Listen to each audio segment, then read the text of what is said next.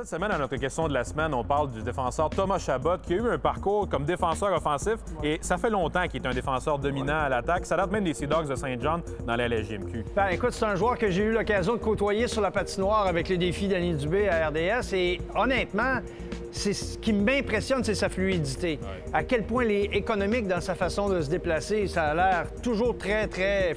Il est fluide, c'est simple. Son jeu est très efficace.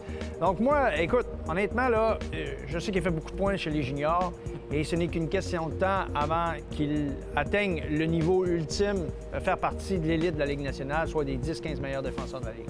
Cette semaine, on s'intéresse à savoir combien de points exactement il a inscrit au niveau junior en 202 matchs avec les Sea Dogs de Saint John. Est-ce que c'est A, 147, B, 150 ou C, 153? La réponse après la pause.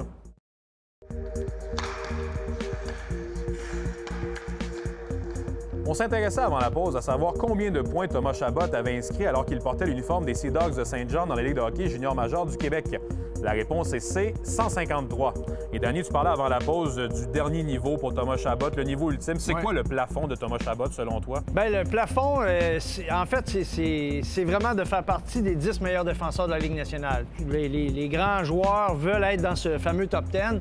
Et lui, ce qui va l'aider, c'est que son entourage est jeune. Alors, il y a plusieurs années encore pour se développer, créer vraiment ce qui va se bâtir autour de lui parce qu'il est vraiment la colonne vertébrale du succès futur des Sénateurs d'Ottawa.